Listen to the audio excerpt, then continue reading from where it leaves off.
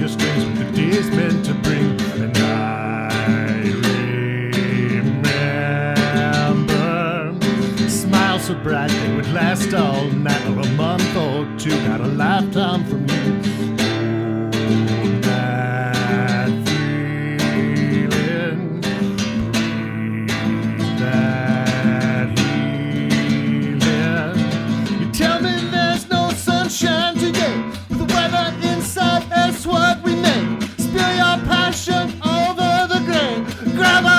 And let's paint the rain.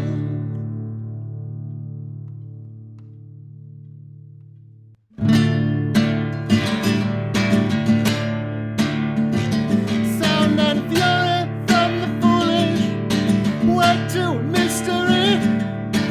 Wake up, now we solved it. Back a century. It's not up for debate now. Replicability. The notion scares you. What do you think you need?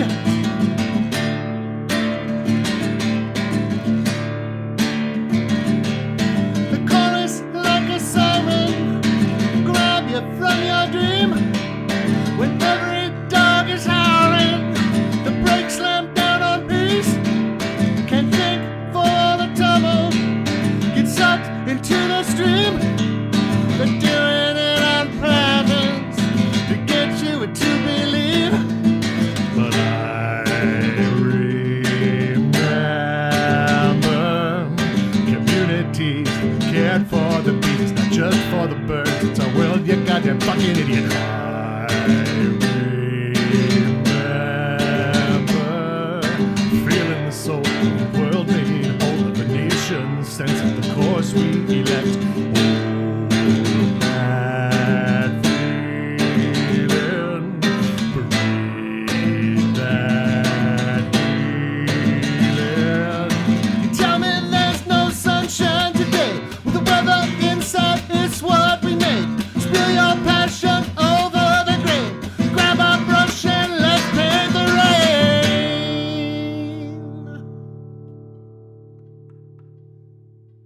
Hey everybody, this is Nathan Miller, and he's going to be discussing the book with me. And this is Chuck. We are going to be discussing the book that he wrote. Chuck and I have been friends for a very, very long time, and I cannot wait to dig into this with him. Sounds like fun. And without further ado, Frank, a candid retelling prompted by everyone's not having paid attention the first time. Based on Candide, the famous novel by Voltaire from 1759. Chapter 1, Wherein Frank Loses His Mansion. Frank hunched in worry. Prevarication was impossible for him, so much so that every nuance of emotion showed in his face, indeed, in his very bearing. Thus his worry loomed over the proudest of all possible desks, reading the frightful email from Mr. Gladstorm once more. He worried about what had caused Mr. Gladstorm to send the email, and what effect it might have on Frank's career. As the worry overtook him, he stood and stretched and made a tour of his mansion, widely regarded as the finest on the cul-de-sac, perhaps in all the suburbs of Indiana. He gazed from an expansive window at the dark gray stone slate path to his front door. That particular dark gray color had only this season been made available at the stores, as had Frank's new refrigerator with its brushed steel finish. These refinements proved sufficient reason to label him as an up-and-comer and object of envy among his peers. Moving to the kitchen to admire his becoming refrigerator, Frank exchanged a kiss with his becoming wife. Melissa to everyone else, Frank thought of her as Misseltits, and felt candidly lucky to have married her. His best friends, Dipshit and Fartbox if you must know, had married Thunderthighs and the 6-footer, respectively, so the pet name felt natural to Frank.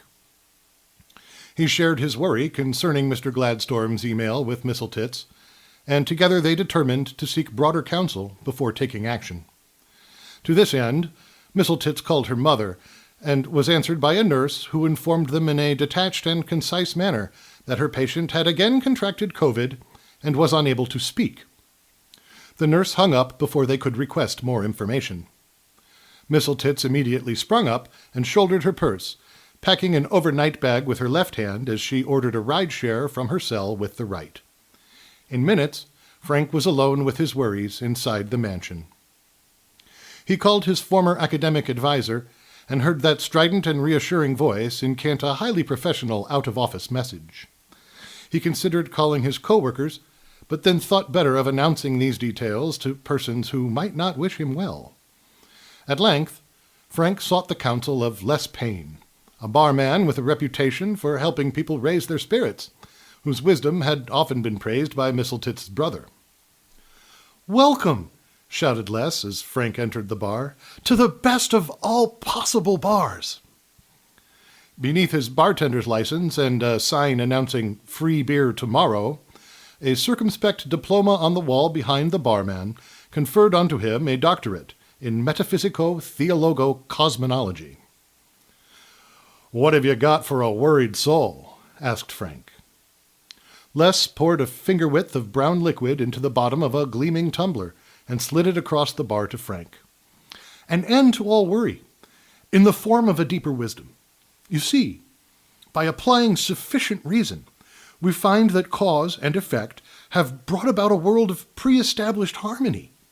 In this world, all components are absolutely necessary and could not have been otherwise, for this is the best of all possible worlds." Les grinned and clinked glasses with Frank, and they drank. Frank never concealed what was in his heart, and immediately told Les all about the frightful email from Mr. Gladstorm. Les counseled, "Well, surely this email is for the best, as its enactment allows your superiors to solve their problems. You would be wise to take comfort in suffering the difficulties to come, as your tribulations will certainly relieve the corporation at large of a great burden." Frank took these words to heart, and had resolved to do just that, when he found himself beset by conflicting advice. Upon the porch outside the door of the bar, a man stood indulging in the vapors provided by a device he kept in his pocket, which he repeatedly brought to his mouth. "You should go over his head." "Huh?" Frank felt astonished at being so addressed, but he had raised enough spirits with Les that he found himself agreeable to any conversation. "That thunderin' trunk fella. Gladstorm? Whatever. You should go over his head." "Perhaps the machinery of your employ works differently from mine, sir, for I know well that to do so would incur my instant dismissal." "Bullshit. Your boss fucked up, and he's trying to put the blame on you. If you can find out what he did and bring proof to his boss, you'll take over his job, or better." Frank found himself deeply troubled by these revelations. How could they pertain to the best of all possible corporations, which had been so gracious as to employ him, keeping him in mansions and brushed steel refrigerators? Yet this was certainly the best of all possible bars, and this gentleman enjoying the best of all possible vapors was surely the best of all possible patrons, adding prodigious weight to his counsel. Frank pondered these notions as he made his way home, and sorely wished to discuss them with Mistletoe, but she had enough to worry about this evening. He determined to take no action, awaiting developments. Yet Frank was unable to sleep, and in the wee hours found himself leaning over his proud desk, effectively poring through the year's accounts from his department in search of the cause that had brought him Gladstorm's email. There it was, a dip in accounts received during the middle weeks of November, closely matching the shortfall laid at Frank's feet in Gladstorm's email. There the trail ended, however, as Frank's limited clearance effectively denied him any further details. He logged out, then in again, using credentials given him by a wonderfully friendly secretary. She had them from a doting IT administrator, for she had provided him with sufficient reason. Administrator-level access served as the simplest means of working around the conflicting demands of her careless boss. With his ill-gotten credentials, Frank discovered that Mr. Gladstorm had redirected some of the funds received in the second week of November to an unlabeled account owned by N.A. Frank remembered the week that followed, when Gladstorm had been away, and therefore unable to approve the requests necessary to resolve customer concerns in a meaningful time frame, resulting in a considerable dip in new sales. Frank had felt compelled to document these events when they occurred, and had the records at hand. This was it. The gentleman outside the bar had been right. Frank assembled the applicable documentation into a single folder and saved it to a thumb drive. He had no real intention of going over Mr. Gladstorm's head, but the idea of having those documents available in his briefcase allowed Frank to put aside some of his worry, and at last he slept. The next morning, Frank found Mr. Gladstorm looming over his desk even before he had sipped his coffee. "Frank," barked Gladstorm, "I'm disappointed in you. I expected a direct response to my email yesterday. What do you have to say for yourself?" "Oh, my apologies, sir."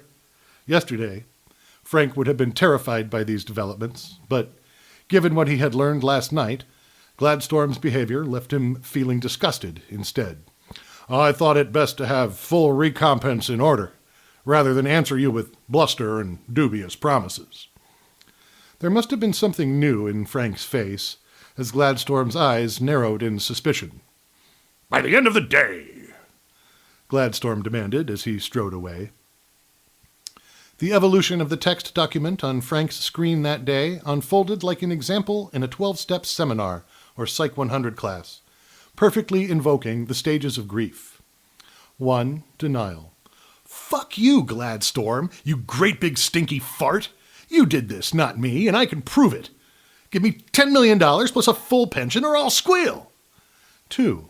Anger. "How dare you attempt to lay your malfeasance at my feet? Mine? I married Mistletoe, you dumb son of a bitch. I have a mansion with a dark gray slate walk and a brushed steel refrigerator. Likely all went out just as well if you try to tangle with me." 3. Bargaining. "Listen, we all know this is the best of all possible corporations. That makes you the best of all possible supervisors, and myself the best of all possible employees. This being true, how can we fail to realize the best of all possible solutions?" 4. Depression. "With disgust, I feel compelled to resign. Assigning my professional efforts to your vulgar enterprise incurs soaring debts against both nature at large and my own soul. I would rather starve than serve your wickedness." 5. Acceptance. Delete, quit, shut down. Pocketing the thumb drive from his briefcase, Frank stood and left his station as though he meant to use the restroom. But once outside of Mr. Gladstorm's purview, he made straight for the offices of Gladstorm's own supervisor, a Mr. Priss Bulge. Frank had never met any personage who claimed such nomenclature. Even so, he had every reason to imagine that his own countenance and grace would serve well enough to see him shine through any encounter. Frank approached Priss Bulge's office door with a self-assurance duly inflamed by righteous indignation. Priss Bulge's concierge greeted Frank's sudden demand for an audience with artlessly concealed lust. He was shown in immediately. Priss Bulge loomed like an elephant seal at the end of a long carpet, behind a wide desk. His head leaned back so that the fat upon his neck stuck out beyond his chin, and his thumbs played together in a manner that suggested a dearth of competence. Frank took in these surprising details and determined to press forward. After all, within the shining gears of the best of all possible corporations, this man must be the best of all possible department heads. He came to meet Priss Bulge across the desk and presented his findings. Last November, Mr. Gladstorm had siphoned money from accounts receivable into a special, hidden account. With those very funds, he had then taken himself on vacation. Frank believed this would be enough for Priss Bulge to dismiss Gladstorm, and even reward Frank's valor in exposing the matter. Yet Priss Bulge demurred. He asked to see the evidence, and asked how Frank had come by it, and even touched upon the sensitive topic of Frank's prowess in accessing these files. He accused Frank of spying for other corporations, and threatened to have his bank accounts audited for suspicious activity. Up and down, Frank insisted that he was innocent. He had been made the scapegoat of Gladstorm's larceny, and here was the proof. Priss Bulge's thumbs twiddled ever faster, and his chin sank even deeper into the fat of his neck. Frank felt as though the man must be frowning, but his mouth was hidden within the mountains of cheek and waddle. At length, Prisbulge left off speaking altogether, and blinked wide-eyed at Frank, goading him into more and more verbal indulgence on the subject of Gladstorm's larceny. Believing that he had finally gotten through to the wise and honorable head of his department, Frank held forth with every detail and impression to which he could earnestly attest. Prisbulge continued to hold eye contact, appearing attentive, as a great beeping forklift came and lifted the man, his chair, and his desk all as one, and began to drive them away. After the looming shadow of Prisbulge receded, Frank noticed that the office had grown thick with security staff. They walked with him back to his desk, which had been thoughtfully emptied and packed into 2 humble brown and white boxes. Frank examined the desk and the boxes and indicated his satisfaction to the security staff, who escorted him off premises and left him and his boxes at the lip of the road. In a daze, Frank hailed a ride-share and gently set his brown and white boxes on the clean blue carpet of the empty trunk, sitting in the back seat and letting his eyes on focus. Had he just been fired? Frank smiled with gratitude for the universe when he noticed that someone happened to be passing before his home as his ride-share pulled up. They could help him carry his boxes. This small blessing lifted some of the weight of having probably just been fired, restoring his faith in the best of all possible worlds. When Frank asked this person if they might share his burden, they immediately accepted and took up one of the boxes while Frank lifted the other. However, as Frank made his way up the dark gray slate path toward his front door, his neighbor set the other box upon the ground. Lifting the lid, they rifled through its contents, tossing out the rubbish and pocketing the gems according to their own preference.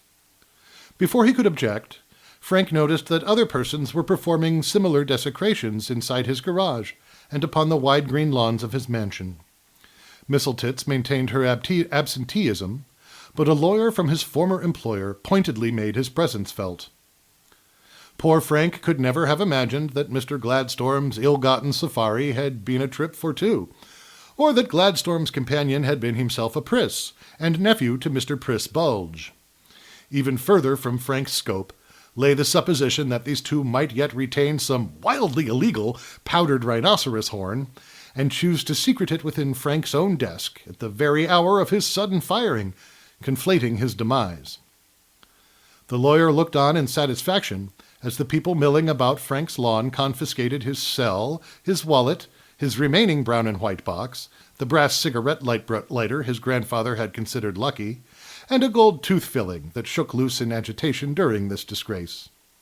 It came to light that Prisbulge had done the honors of his office with dignity and profound esteem, going so far as to inform Frank's creditors of his sudden reclassification. Frank fled with only the clothes on his back, unsure of his destiny. All right, so that was chapter 1. I think in future we'll probably bundle a few chapters together, pop in with some commentary when it makes sense. But there's some cool stuff that we can dig into right away if you're ready to answer some hard-hitting questions. I think I can handle it. Let's find out. All right. I'm going to start with a tough one. How's the weather today? It's shitty. I mean, cold, cloudy, rainy. It's late March in Northern Ohio. Woot! All right, you handled that like a badass. I got to say I'm impressed. So moving on, I have kind of a big question before we even really get into like the text of chapter 1. Okay.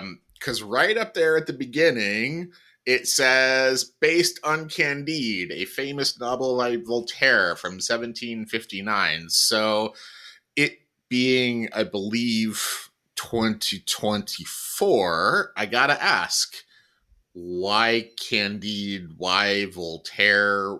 Why now? That is a great question, Nate. And I guess it came about in my mind. The project sort of developed as a front porch conversation I was having with a buddy, and he was talking about his PhD thesis in what he was calling East-West relations. And the more he was sort of discussing his platform, his point of view, the more it started to sound like Leibniz's optimism, which Huh. is exactly what what Voltaire was railing against. After the earthquake in Lisbon in 1755. Sort of saying, how could this be the best of all possible worlds, right? How can you maintain an optimistic philosophy when you have a catastrophe like this?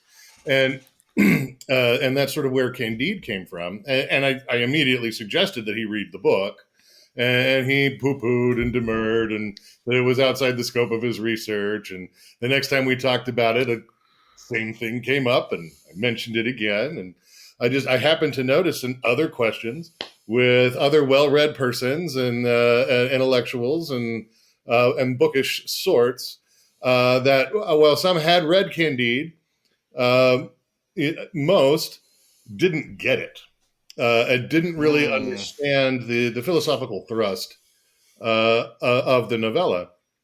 And, we're living in a world right now where we have some pretty obvious problems. As you mentioned, the weather is shitty. And could potentially continue growing if you It's getting believe prettier. the Yeah, conspiracy year theories over pushed year. by Yeah, liberals.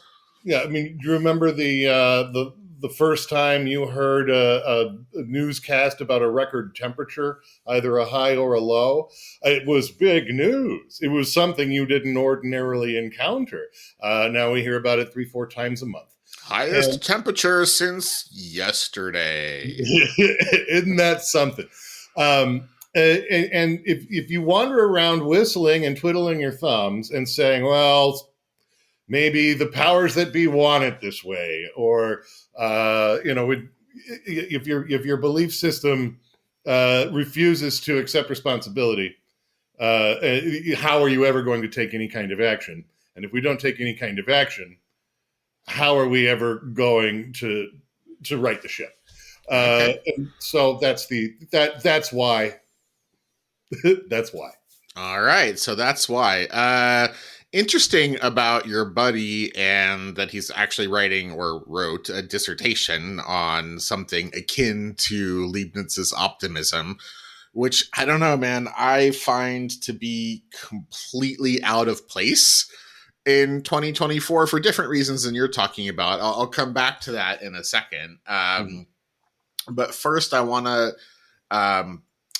want to ask about the type of book that your audience is about to hear Mhm. now and for the remainder of the episodes, because Candide was a bestseller, but it was hugely controversial. I mean, he skewered pretty much everything, right? From religion, he was, it was sexually obscene for its era, tame for us, but for the time. And obviously aimed directly at some of the sort of dominant philosophical paradigms. So there's all kinds of stuff in there to unpack, but starting with, what made people big mad back in the 18th century, should we be buckling in here, or are we going to be getting, all kinds of bitter satire and blasphemy and, pretty please, sexual obscenity? Well, yes and no. I would say for like to the sexual obscenity bit, and the stuff in Voltaire in Candide is obscene for any era, any generation. It's absolutely unpleasant. That being said, controversy not only. I mean, Voltaire knew this very well. He was a very contentious, very cantankerous person. And he used controversy to advance and maintain his own personal brand. He was absolutely into, rubbing people the wrong way, not just for a sort of, perverse glee, but uh, meaningful reasons. It was Finley Peter Dunne, the American humorist, who originally said stories should comfort the afflicted and afflict the comfortable. That's been recently adopted by both Banksy and Cesar Cruz, and it's absolutely true. A good story, something that's really worth listening to, that's worth discussing, is absolutely going to cause some people to say, yes, thank you, finally, somebody. And it's going to make others very uncomfortable. My own mother refused to read past chapter 12, and she's quite comfortable. So, but we'll get to that when we get to 12. Who knows? Maybe we'll have her on. The answer to your question is, essentially, yes, of course. How would you do it any other way? I have no intention of writing a Tom Clancy or a Dick Wolf novel that just sort of, reiterates the tropes that everybody expects and enjoys on their airplane flights. This is a different animal. So Frank is not going to unleash a martial arts combo and take down all of his detractors in the corporation. I mean, let's be real. The corporation only lasts for the first chapter. Okay. And they win that battle hands down. All right. So the repeated language, both in Voltaire's and in Frank, of course, is the best of all possible fill in the blank. Best of all possible corporations, best of all possible worlds. That's the optimism that he was skewering. Indeed. So, I mean, it's just laying there. I got to ask the question. Okay. Is this the best of all possible podcasts? Well, Nate, we're going to need to leave that to the audience to determine for themselves. Very nicely dodged. I think that was, that was good. We are eventually, I promise our listeners, we are eventually going to talk about the actual chapter 1 that you've just listened to. But before we do, one last question. Is there anything in your bio, like who is Chuck, that bears on this, that is relevant for those of us who are engaging in this project with you? Gotcha. I'm going to skip ahead a little bit, and you have a note forthcoming that's describes Frank as a naive character. I don't think Frank is a naive character. I think he's a lot like a great many of us. He's done everything that he knows how to do to participate successfully and be a good person and contributing member to society. And at some point he gets, a little, he gets fucked. And instead of rolling over and taking it, it's just in his nature. He cannot abide an untruth or a turned corner on the carpet of his world. So he has to pick at it, and that is what sends him reeling and railing, down into the abyss. And I have to say, there have been many times in my own professional career when a supervisor or colleague or a structural reality of my employment has been something that I chose to address with an attempt to improve. And that either got me outright fired or made me persona non grata to the extent that I chose to quit. It's happened several times. And it's just that's my lot and that's my life. That's actually really interesting, and I mean, I've known you for a long time, and obviously I know this about you. It's even come up a couple of times in our friendship. That is not how I read Frank. I mean, that's not how I read the character of Frank here in chapter 1. And this goes to what we were talking about before, about how Voltaire was skewering Leibnizian optimism. Yes. And I can see how that was kind of a dominant intellectual paradigm in 1750s. I don't see it as a dominant intellectual or cultural paradigm now. If I had to pick, like, what is the default performative orientation of this era of modernity. I would say savvy, right? But definitely, I don't think I know anyone who thinks that they are working at the best possible corporation or organization or restaurant or whatever, or who thinks this is the best possible society. And that part is what made Frank, to me, come across as naive and as a sap. Not to mention, like, there's the little things, right? Like, everybody knows that if you go over your boss's head, you're setting yourself up for for a really, really bad moment. So, but you're saying that we're not, in your mind, Frank is not a naive and not a sap, Yeah. but how do you square that with this bedrock belief that he is living in the best of all possible towns, in the best of all possible houses, and he drinks at the best of all possible bars, et cetera, et cetera, et cetera? Like, I don't see that. Fair enough. And I will say, first of all, no one thinks they're naive, regardless Right. of the extent of their naivete. They don't think so, right? And Frank is certainly, one of those people. And he does know. I mean, he directly states, to the gentleman outside the bar, indulging in the vapors, that he knows damn well that if he goes over his boss's head, he'll be immediately dismissed. But it's the set of circumstances thereafter, the idea planted in his mind, and the fact that he's unable to sleep, and then the fact that he is able to do the research and uncover the grain of truth, Right. like the pea under the mattress. That, and then of course, then you have his boss's behavior, right? Those things set him off. He's not just going to sit there and drink his coffee and come up with the answer they want. He's had it. All right. Oh, sorry. Go ahead. That was about it. I think I have answered your question, unless I'm missing some part. This is super interesting, and it is probably going to result in further conversations, because this is like reorienting my perception of Frank a little bit.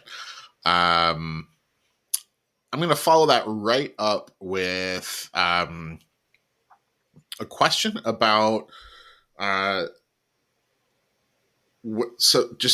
sorry, but I'm just gonna toss this out there. It seems like you bear just the slightest scrap of disdain for our corporate overlords, and I don't understand how you could feel that way.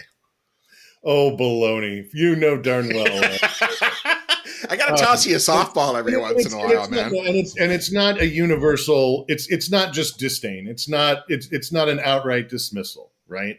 I'm not sitting here thinking, the world would be a better place if we didn't have Apple and Google, and we certainly could do without First Energy, or Duke Energy, or any of the energy corporations. I mean, these people, as it will be described in chapter 30, are letting the world burn all around them because they're so busy patting themselves on the back for having learned the trick of pissing into their own mouths.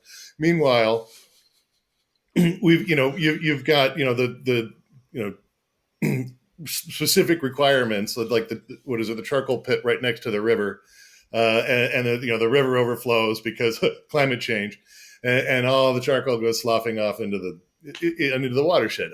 And this stuff is happening every day. We had the train derailment here just down the street in East Palestine, Ohio. That's still an absolute disaster. And, it was obvious to me the very first day when I first heard about it, but is now coming out, and everybody is realizing that the decisions that they made to burn off all of the vinyl chloride it had nothing to do with the safest or most effective way of getting rid of it. If it's worth shipping, it's worth recovering, for crying out loud. No, what they wanted to do was get the trains running through that area again. That was the most important thing to them. Not the not the environment, not the people, not anyone's health. I think we're going to find out that same thing. Mark my words about this Baltimore Francis Scott Key Bridge disaster. Guarantee you, it was lack of sufficient personnel and lack of adherence to regulation or deregulation that caused the power failure that caused the accident. I mean, we're seeing more and more of this kind of stuff, Absolutely. deteriorating infrastructure in the United States because it's not something that we want to invest in anymore because there's no immediate financial return. Yeah, and that's what we really got to talk about is the goals, the systems, right? Dr. Martin Luther King said in his famous speech on Vietnam that we absolutely need to move from a profit, a monetary, sorry, the way he said it was, we need to move from a system of things to a system of people.